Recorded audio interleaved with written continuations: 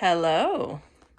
I want to spend a moment talking about seedling Tetris. So where all the seedlings go. I have a limited number of grow lights.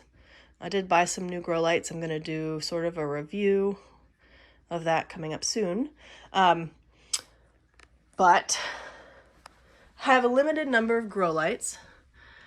So how do I shuffle the plants around so they get some light and they get what they need if they're little and need humidity dome or heat mat?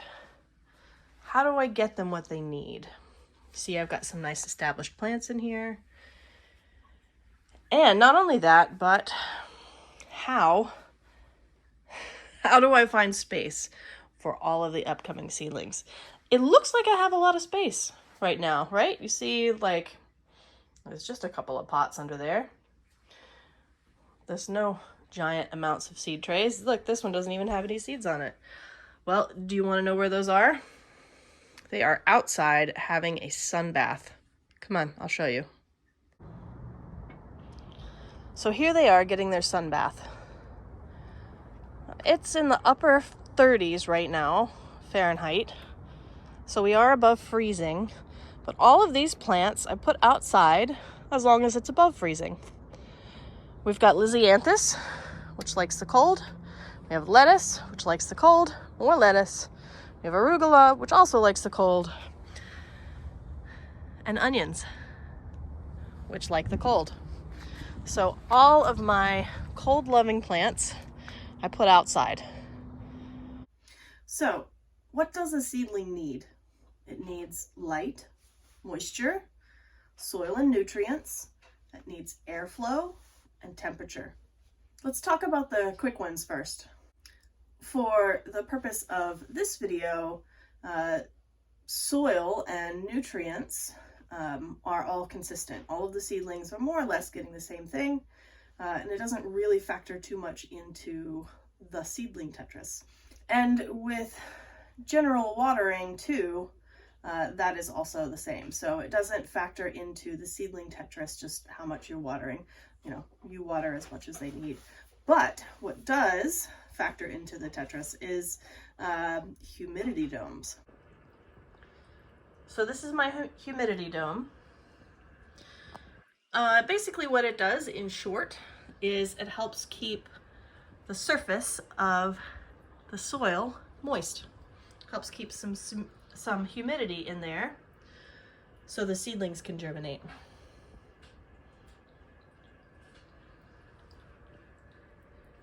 I have 3 humidity domes and that's it.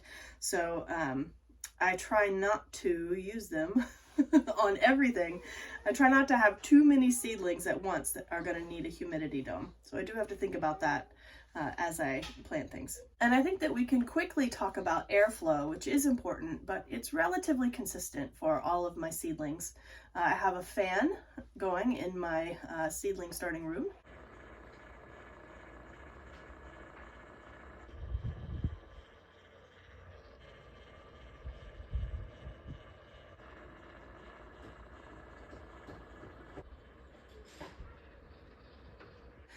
And outdoors, they get a really nice breeze. They really get exposed to the air, which is wonderful. So which of those things factor into...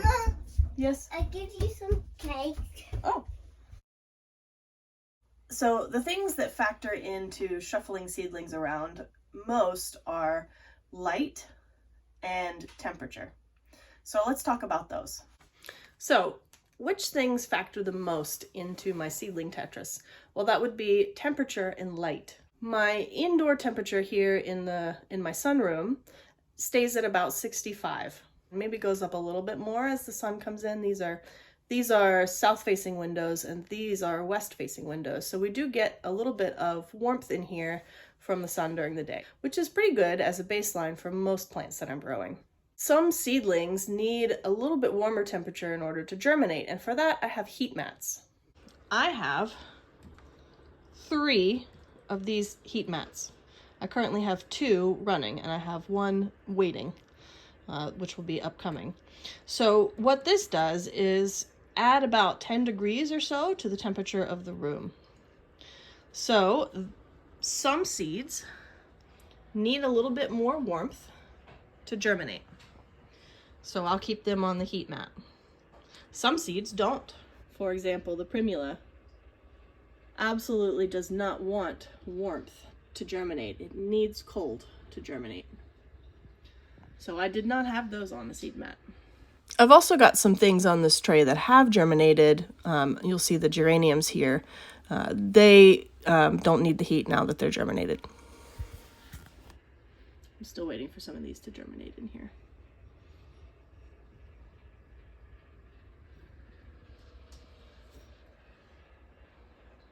Over here, I have a group of seedlings on a seed mat, and I'm still waiting for any of them to grow, to show their heads, to have their birthdays. But it's nice and toasty warm in there for them, and nice and humid. This tray, however, there is no heat mat. Okay. I also have a radiator in this room set up right next to one of my seedling tray stands. So you can see here I've got my radiator right here next to this seed tray station. Right, so that does keep it a little bit warmer. If I've got something that really doesn't like 65 degrees overnight, I can put it over here and it gets to be just a little bit warmer next to the radiator, which is good. Before I had these heat mats, I just started seeds next to the radiator and rotated them around so that all sides could get warm. So because I don't have space for everything, and I don't have a heat mat for everything, and I don't have grow lights for everything, I have to rely on being able to put some things outside in order to be able to have enough space for everything. So let's talk about outdoor temperature. Late January, early February, we go up and down in temperature a lot, and there are plenty of days that don't get above freezing at all. So I can't start things too early because I really just can't put them outside yet. It's just too cold. However, once we cross about the middle of February, we get enough days with enough time above freezing that I can start to put the cold hardy things out. You can see on my 10-day forecast here that we are having a string of days where we get to 50 or above. That usually happens at some point in February, false spring and all, but that's certainly not consistent. But most days will be above freezing, definitely, and usually above 40. So if I had warm season crops started and germinated by the end of February, I would be able to get them outside for at least 20 minutes. So right now, I have a bunch of seedlings outside. They are currently getting their sun bath. It is about 40 degrees, maybe 38. As long as it is above freezing, there is something that I can put outside. For almost anything else, it needs to be at least about 40 degrees. And for most things, I can put outside about 20 minutes in a 40-degree temperature. My hibiscus seedlings did not like to be outside very long unless it was over about 50. But they would withstand about 20 minutes of sunlight outside, and it was good so they could get their sun bath. But I couldn't leave them out there all day unless it was above 50. We are still very much in the middle of winter here, where we are. It is still freezing overnight. There are still some days it doesn't get above freezing. I can't start peppers and tomatoes until I have enough warm temperatures during the day that I can rotate them out into the sun some. In the meantime, I do need to start my peppers. So in the meantime, I do have grow lights, which is good. So I can get those started. They can get growing in an area where they have light. And then I can put them out for 20 minutes at a time if it's about 40 degrees, and then bring them back in, and they can grow on with the grow lights. But then that means that I can't use my grow lights for other things that I have growing, like my onions and my lettuce. Those things are just going to have to stay outside, and it's a good thing that they can. So let's talk about light. So like I said, I have 2 south-facing windows here, and you can tell I've got a lot of plants set to go in these windows. Okay. I've also got some grow lights.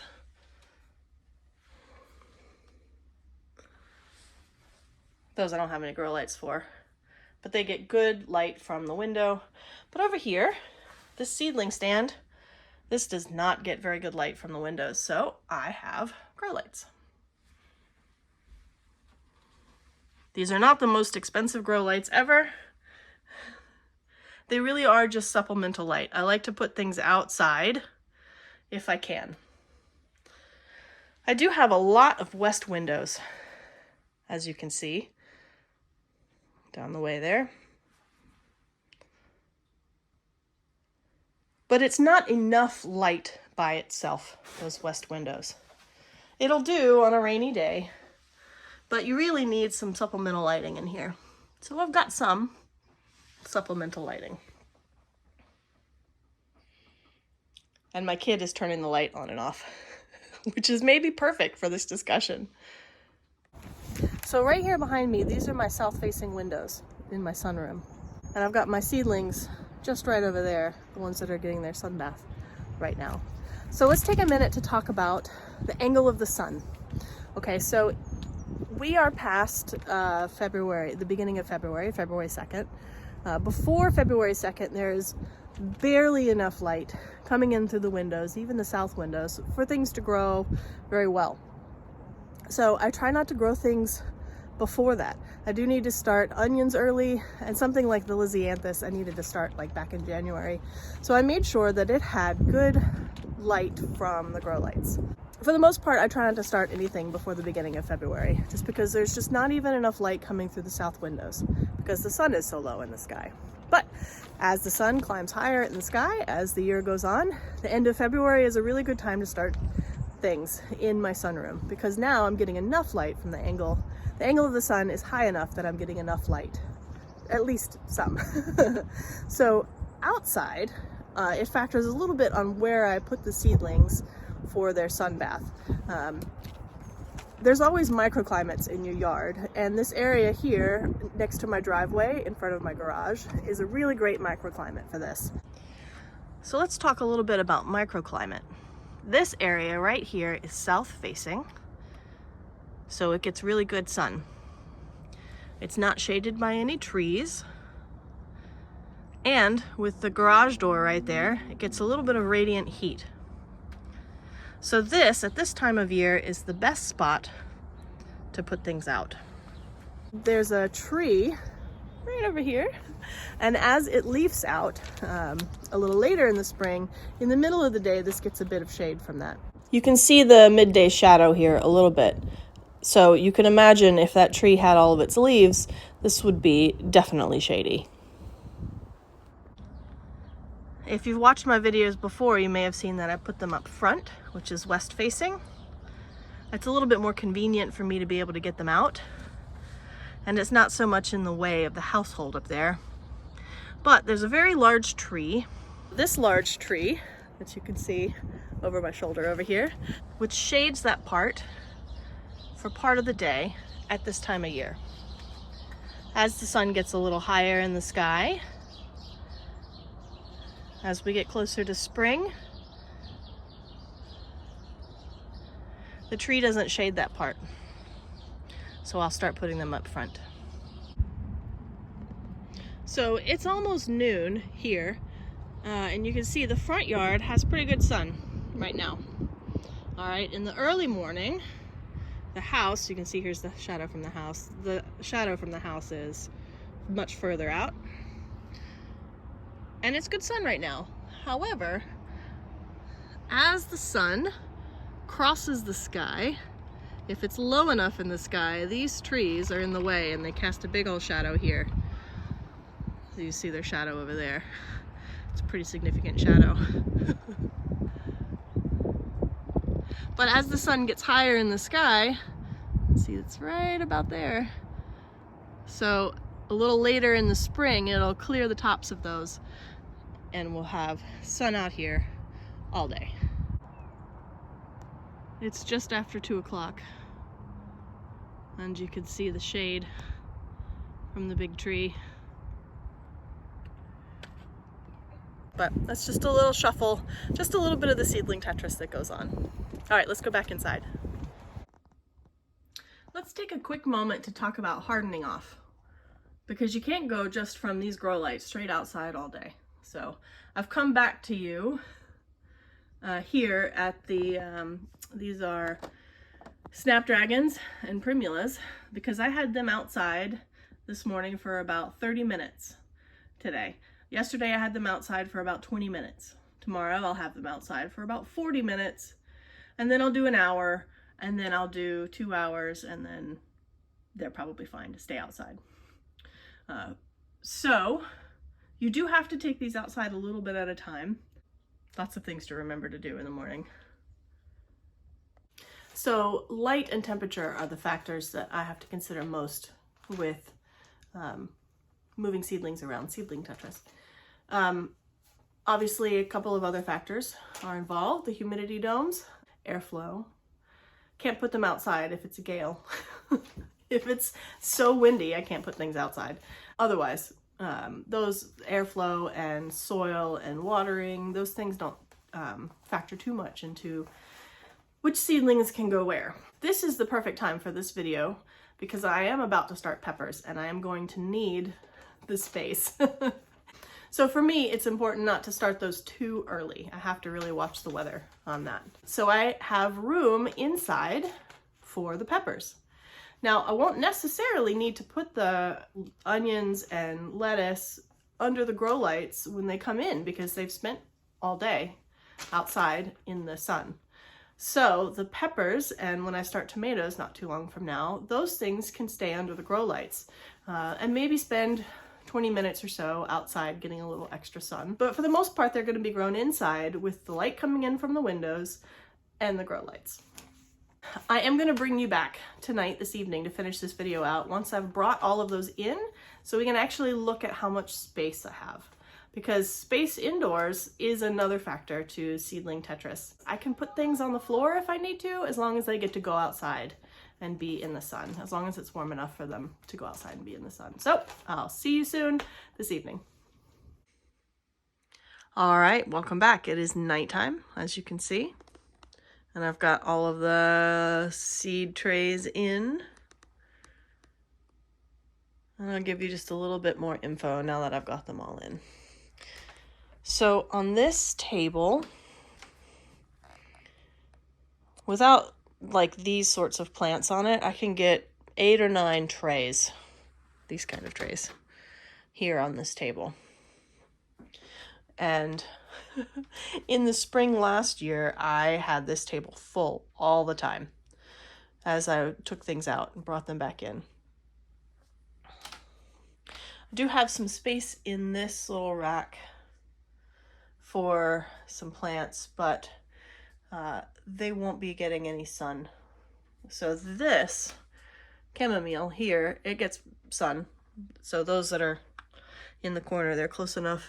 I see one back there, close enough to the window that they get some light, which is good for them. So later on this year, I'll probably put one of those, I'll probably put the clip grow light, I'll probably put it over here and have a lot of the plants sort of stacked in here. This is what this little seed rack here looks like when it's full. That's pretty cool, right? I'm pretty excited about that. And over here, everything is full.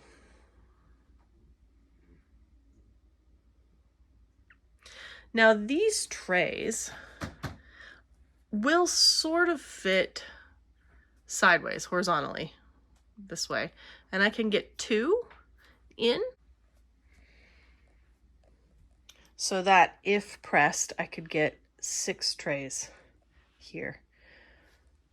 Not very good light for those 6 trays, but if pressed. All right, and over here, this rack will hold 3.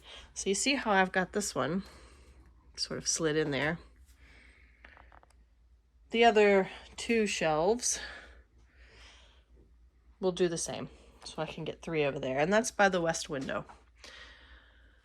But all of these plants that I'm growing on from last year, they would all have to go somewhere else. So that's a challenge for the future. But mostly I'm looking at anything that has to stay inside because it's too cold, this is the main rack for those. Okay, and then these others, I've got if I need to, and I can rotate them in through the better lights. But hopefully, if I plan it well, I'll be able to, I'll have enough things that I can put out that can get enough sun outside. I shouldn't have to worry too much about it. I see these two trays right here, they got left out. They got left out of the lighting, but that's okay. These are cuttings that I just made, and they were under the grow lights all day. And these are lettuces that go outside. So there you go. That is the setup, my friends. Back you up so you can see it. And you can see where everything is going to go, hopefully, as we pack this area with seeds. All right, that's going to be it for this video. May your seedlings all fit in the space that you have. Good night.